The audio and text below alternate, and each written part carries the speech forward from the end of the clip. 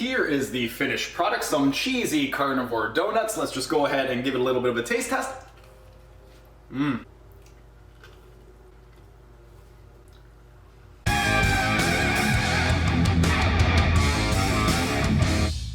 Hey everyone, thanks for tuning in and welcome back to another episode of Carnivore Kitchen. Steven here with Team Euphoric, and today I'm going to be showing you guys how to make some carnivore donuts. This recipe right over here is a variation of another donut recipe that I made a few weeks ago. If you guys haven't seen that, I'm going to include a link right up over here. The one that I made last time was a dairy-free version. This one over here, we're going to be using some cheese. So if you do prefer something that's dairy-free, or if you are dairy-free, go ahead and check out that one instead. But before we actually get started with the recipe, what exactly are we going to need? Well, first thing we are going to need is 4 different eggs. With regard to the eggs, I have already separated everything, but aside from that, we're also going to need some cheese. That's pretty much it. 4 eggs and some cheese.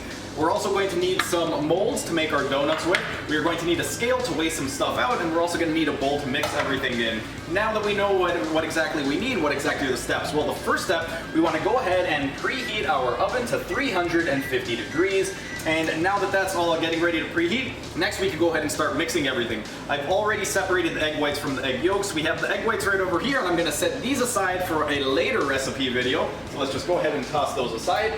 Now, what we want to do with regard to the eggs, we want to separate 3 of the egg yolks and have 1 whole egg. So of your 4 whole eggs, we are placing 3 egg yolks in the bowl, 1 whole egg. We're going to go ahead and turn on the scale and just weigh everything out. With the egg yolks, let's just go ahead, get everything nice and in there.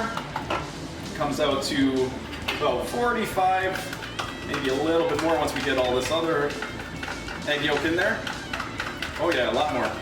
There we go, we got it up to 49 now. Next we're going to go ahead and add in our whole egg, and it comes out to exactly 100 grams. So what we want to do, because there's 100 grams of liquid in there, we want to balance that out with 100 grams of cheese. So we're going to go ahead and zero it out and add in the Pecorino Romano cheese. If you guys don't have Pecorino Romano, or if you don't like it, you could use any type of hard grated cheese that you like, but this is the one that I like, so this is what I'm going to be using. Let's just go ahead and weigh out 100 grams of the Pecorino Romano cheese. And next step, we're going to go ahead and salt it. For every egg that we have in here, we're going to do 1 turn of the salt grinder. I have 4 eggs, so I'm going to do 4 turns. And perfect. Next, we're going to go ahead and take a fork and mix everything all together. With regard to this recipe right over here, I'm making a small batch because whenever I make recipe videos, I end up eating absolutely everything, and I'm making 4 recipe videos today, so I don't want to stuff my face and feel like crap tomorrow. But basically with this recipe, for every 1 whole egg that you're going to be using 3 egg yolks. So if you do want to make a bulk batch, just remember that formula, and then whatever the weight is of the eggs and egg yolk, you would just make the exact same amount of weight in cheese. But we have everything mixed up. So the next step, we're going to go ahead and spray our donut molds with the MCT oil.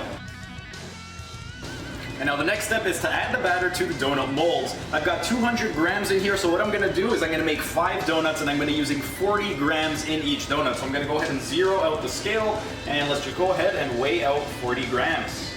Well, pretty damn close. That was 37. Let's go ahead and put that in the donut molds.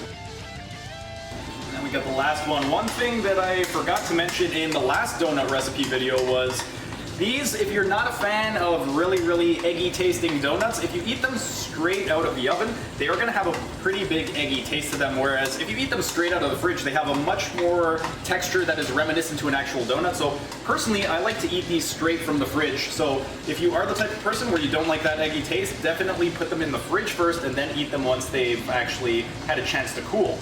But if you do eat them straight out of the oven, they are going to have a little bit of that egg white taste.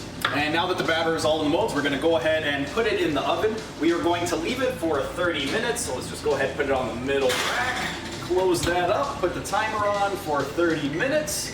And as soon as these bad boys are ready, you're going to go ahead, take them out, and see how they came out. Alright, so because I made a small batch, they're actually ready 5 minutes early. Usually I leave them in for 30 minutes, but because I only did half of what I would normally make, they're already done. So 25 minutes is how long I'm leaving them in. Let's go ahead and take them out. We're going to let them cool off and then give a little taste test. And here is the finished product, some cheesy carnivore donuts. Let's just go ahead and give it a little bit of a taste test.